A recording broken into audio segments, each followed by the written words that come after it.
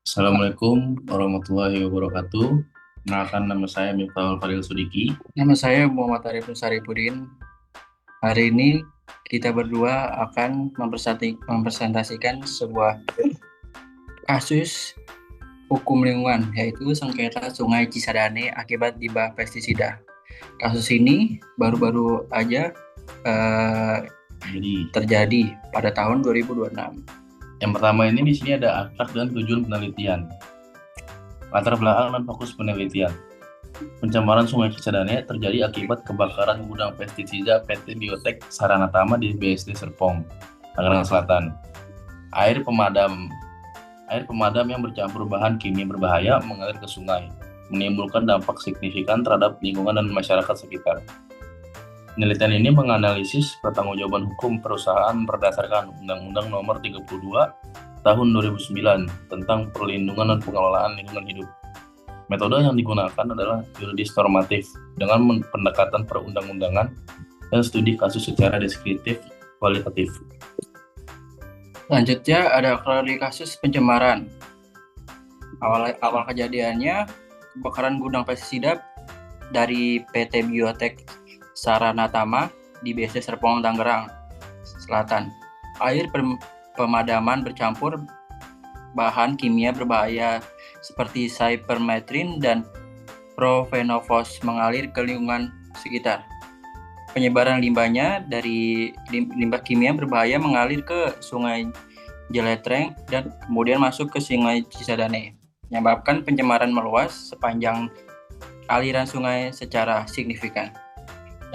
Dampaknya ya terjadi penurunan kualitas air drastis, kematian ikan massal, kerusakan ekosistem perairan, dan hilangnya akses air bersih bagi masyarakat yang bergantung kepada Sungai Cisadane. Selanjutnya ini di sini ada pertanggungjawaban hukum perusahaan, yaitu sanksi hukum berdasarkan Undang-Undang Nomor 32 Tahun 2009 tentang perlindungan dan pengelolaan lingkungan hidup. Sanksi yang pertama itu ada sanksi administratif. Teguran tertulis, atasan pemerintah, pembukuan dan pencabutan izin usaha, serta kewajiban pemulihan lingkungan yang tercemar akibat kelalaian perusahaan. Yang kedua, ada sanksi perdata. Prinsip polluter pays, perusahaan wajib membayar ganti rugi, menanggung biaya pemulihan, dan menghadapi gugatan dari pemerintah maupun masyarakat yang dirugikan. Sanksi yang ketiga itu ada sanksi pidana. Pidana penjara dan denda bagi pelaku kesengajaan ada di pasal 98 maupun kelalaian ada di pasal 99. Perusahaan penyidikan dilakukan oleh pejabat berwenang sesuai ketentuan hukum. Selanjutnya ada dasar hukum utamanya. Diatur pada Undang-Undang Nomor 32 Tahun 2009 tentang perlindungan dan pengelolaan lingkungan hidup. Yang pertama di sini ada pasal 67 dan 68. Pasal 67 yaitu kewajiban setiap orang untuk menjaga kelestarian fungsi lingkungan hidup.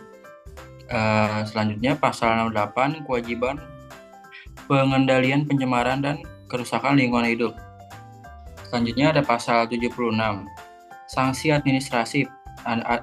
administratif berupa teguran tertulis, paksaan pemerintah, pembekuan izin lingkungan, hingga pencabutan izin usaha dan kewajiban pemulihan lingkungan. Yang terakhir ada pasal 98 dan 99. Pasal 98 yaitu pidana penjara dan denda bagi pelaku pencemaran dengan sengaja.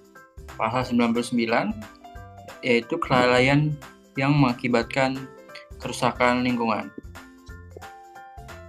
Selanjutnya ini ada dampak pencemaran lingkungan yang terjadi pada kerusakan ekosistem Sungai Cisadane.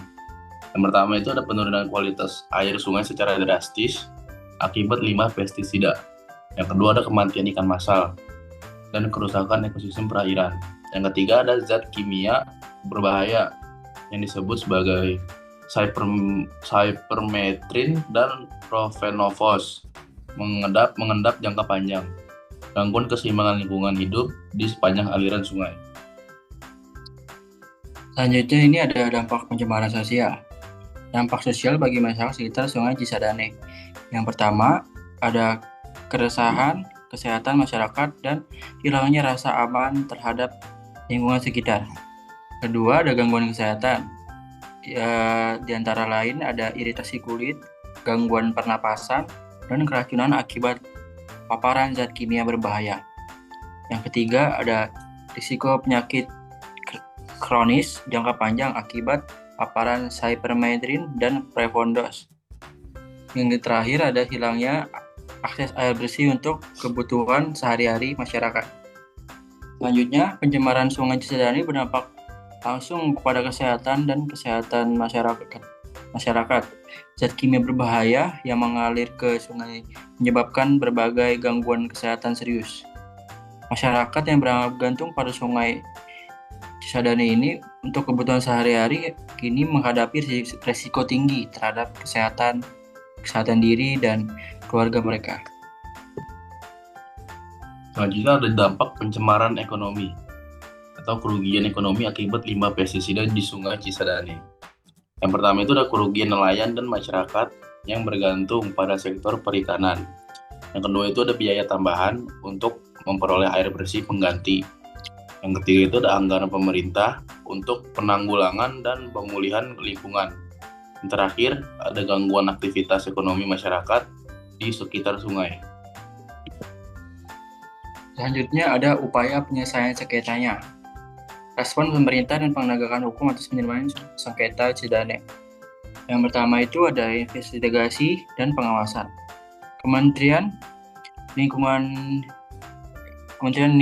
melakukan investigasi lapangan, pengembalian sampel air, dan pemeriksaan lingkungan bahan kimia berbahaya, yaitu ada cypermethrin dan profenofos di sepanjang aliran sungai.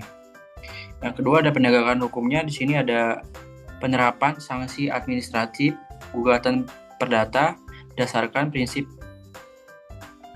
ular pois serta proses pidana terhadap PT Biotek Saranatama sesuai Undang-Undang Nomor 32 Tahun 2009. Selanjutnya ada pemulihan lingkungannya. Penyebaran karbon aktif untuk menetralisir racun, pemantauan kualitas air secara berkala, dan pembersihan area sungai yang terdampak limbah pestisida. Selanjutnya ada langkah preventif mencegah pencemaran serupa atau strategi pencegahan berbasis hukum dan partisipasi publik. Yang pertama ada pengawasan industri B3, pengawasan rutin dan inspeksi berkala terhadap industri pengguna bahan berbahaya dan beracun atau yang disebut sebagai B3 untuk memastikan kepatuhan terhadap standar keselamatan lingkungan. Selanjutnya ada standar pengelolaan limbah. Penerapan standar pengelolaan limbah dan fasilitas keamanan sesuai prinsip kehati-hatian, termasuk sistem tanggap darurat dan prosedur penyimpanan bahan kimia yang aman.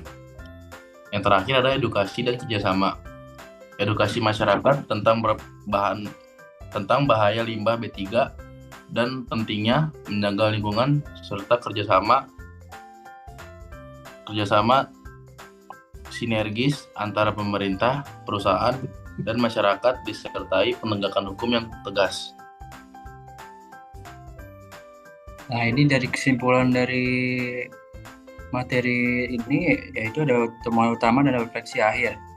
Yang pertama itu ada kelalaian PT Biotek Saranatama menyebabkan pencemaran serius dari Sungai Cisadane.